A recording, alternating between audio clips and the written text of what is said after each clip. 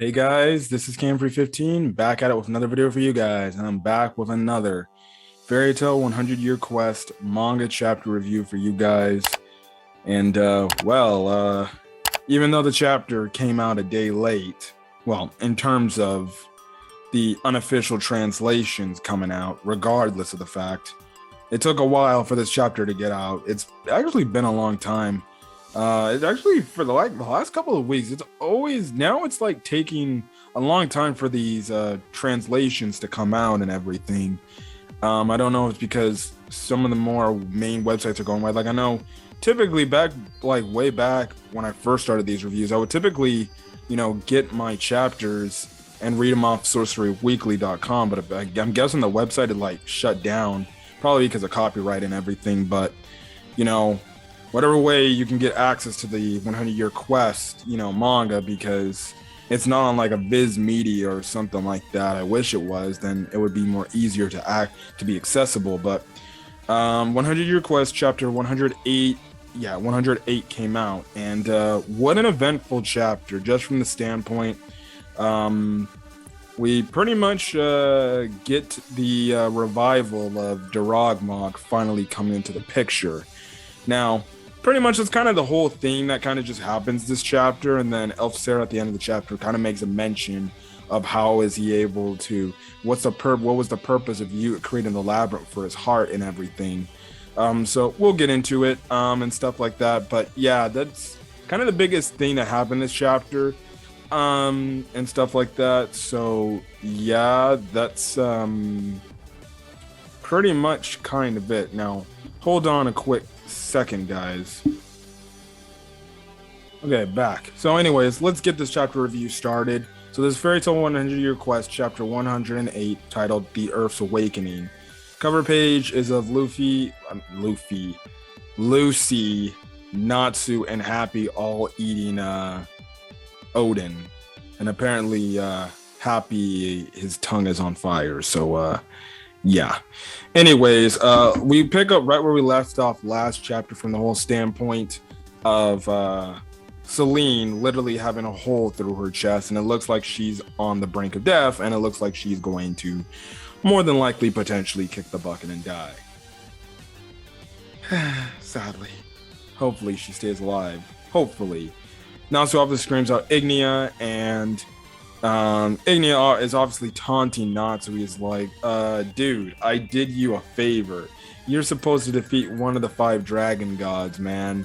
You're supposed to defeat all of us, right? So why are you getting so up in arms about somebody that you saw as an enemy?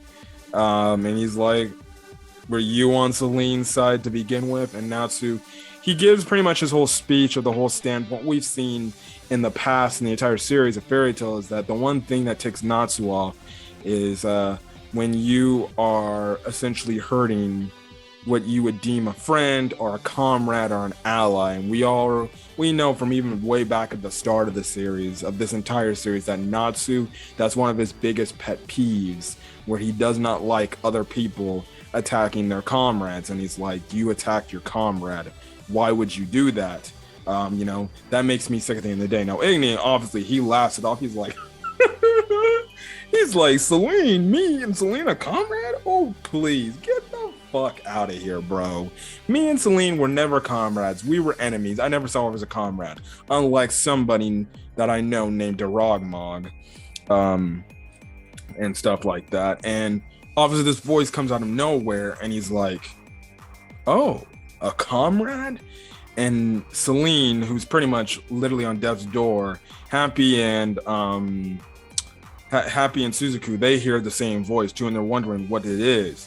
All of a sudden, we see the labyrinth start to shake and everything, and that's when we see how Gajo, Wendy, and Gray, they're all like, what the hell's going on and everything. So they're trying to find a way out. Now, in terms of Lucy, Loxus, and Virgo, well, they're kind of in a rut. Now, Virgo and Lucy are going to go out and try to find a way to get out of the labyrinth, but Loxus stays behind because Kieran finally returns and he's looking for his rematch with Loxus.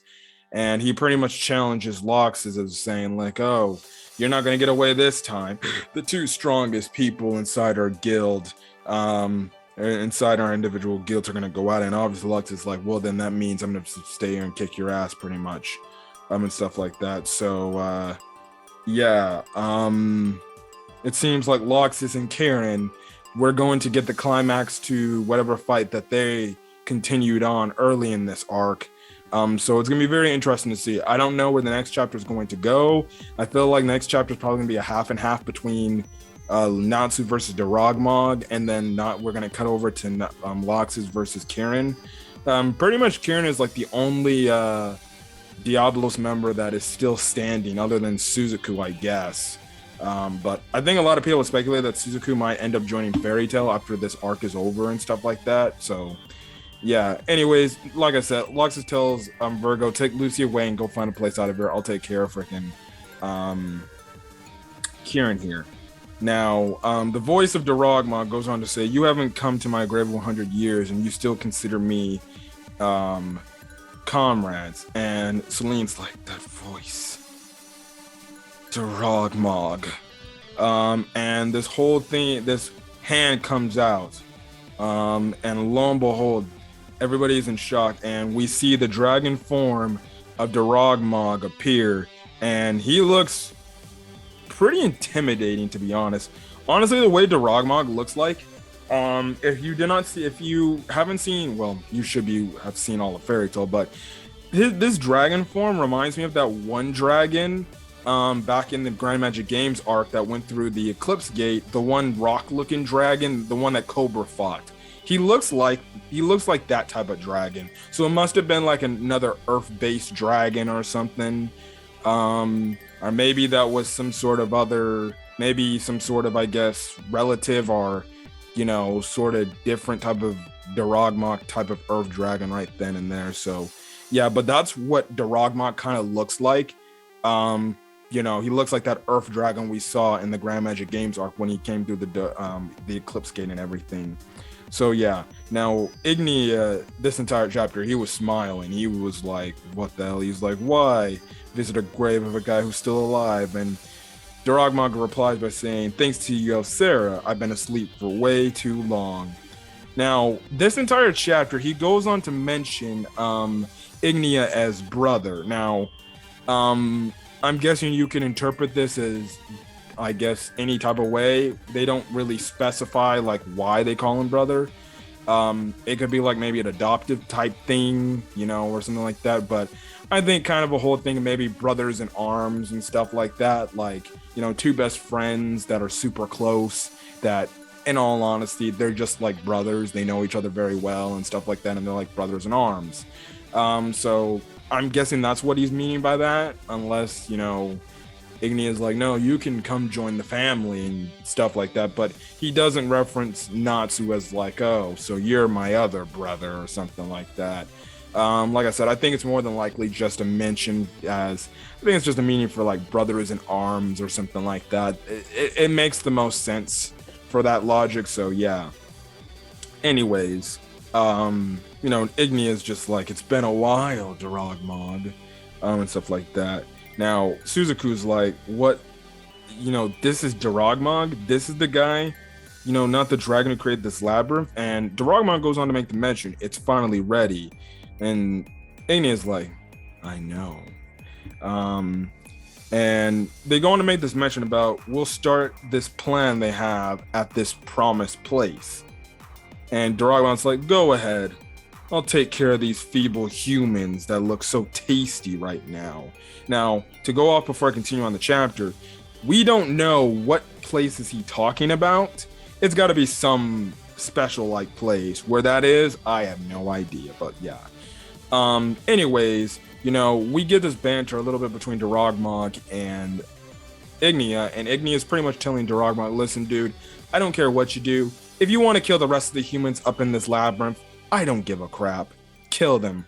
But as for Natsu, don't kill him. He's my prey. I want to have this guy see the ideal world that I want to create before I kill him, and stuff like that. So whatever you do, don't kill him. He's off limits. And Doragmag's like, so does that mean I can still damage him and beat him up pretty badly?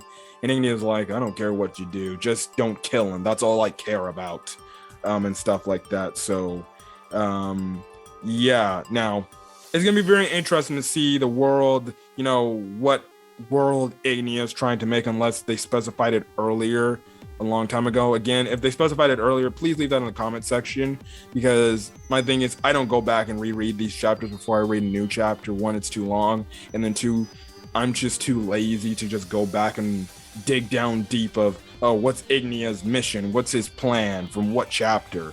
I typically don't do that for anime chapter reviews and stuff like that. It's kind of based on the memory I have of the story and everything. So yeah, anyways, Ignia flies away to go out do what he needs to go do.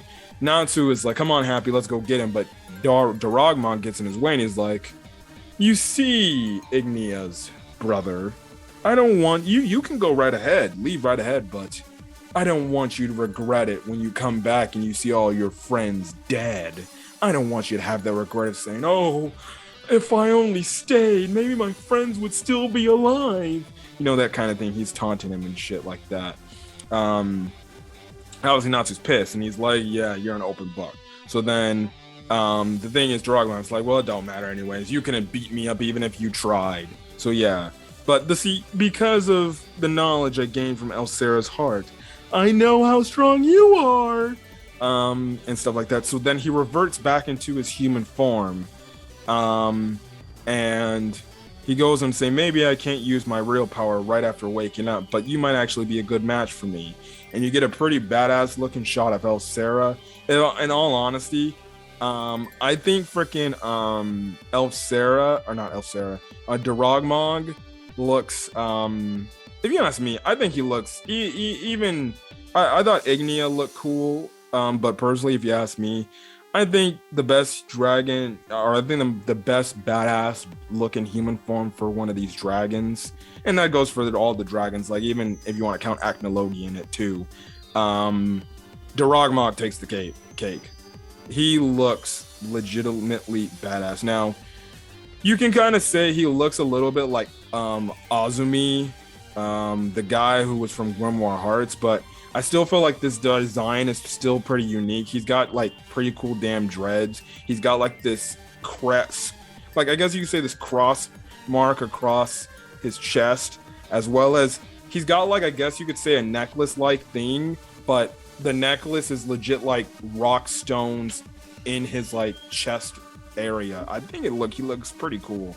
I definitely do like the design of Doragmag. So he looks intimidating, and he just pretty much gets in the way of Natsu when he's going on to say, I'm the labyrinth's creator, I'm the labyrinth itself. So I wonder if he can be able to like manipulate how the labyrinth is, because we do know Gray and the others are still in the labyrinth. So it's going to be interesting to see where that goes. Now, the chapter ends off with Elsera with his little raven. Hold on a quick second, guys. Okay, back for the quick thing before we end the chapter review. Yeah, the end of the chapter ends off with Elsera essentially talking to his raven buddy, and he goes on to say, Doragmag used my heart as a catalyst to store his own life force. So then why did he create the labyrinth? What are you trying to do? And that's right now the mystery of why did Doragmag create this labyrinth, if he could have came back at any time necessary, and if he really truly wasn't dead. I guess that's gonna be the next mystery we're gonna find out. I have no idea. It probably has something to do tied in with this whole plot that Ignia wants to accomplish, but we'll just have to see. So it looks like next week we're going to get Natsu and potentially Suzaku teaming up to take down Doragmag. Now, it's gonna be very interesting. And I don't know if they're gonna do it how they do Pokemon battles, but in Pokemon battles, rock/brown type Pokemon or earth types, which is pretty much ground type Pokemon, they do super effective damage against fire types. Now, I feel like I wouldn't, and typically, when it comes to fire attacks, well, when you deal with earth-based attacks, pretty much earth-based attacks cancel out fire attacks. So it's going to be very interesting. The fact that freaking elves or Doragmag has pretty much 100 years, of knowledge stored inside him, he exactly knows how strong Natsu can get. So he knows probably all the states Natsu has or he's ever done in the entire series. So it's gonna be very interesting to see where this is gonna go. Like I said, I feel like next chapter, chapter 109, could have half and half be Natsu versus Doragmag, and then we focus back to Lux versus Karen, and hopefully finish that fight off before we completely have a main focus on Natsu versus Doragmag. So yeah, personally, if you ask me, if I think Doragmag is going to be defeated, I feel like he's going to be defeated, but he's probably not going to die because I feel like he just has some sort of plan tied up with Natsu or with Ingina and company. It would make sense why kill him off now, but we'll see what Mashima does. But I'm definitely looking forward to seeing where the story is going to go. And yeah, that's pretty much it. So anyways, guys, if you guys like the video, leave a like. Put in the comment section your thoughts on this week's this week's chapter of Fairy Tail 100 Year Quest, as well as hit the subscribe button if you want to get more Fairy Tail 100 Year Quest content or any other content I upload to the channel. And when you do hit that subscribe button, make sure you're up to date. Yeah, or hit the notification bell icon. So you're up to date wherever I upload to the channel. Go straight to your inbox. Anyways, guys, I'm gonna get out of here. Catch you guys on the next video. Till then, guys, peace.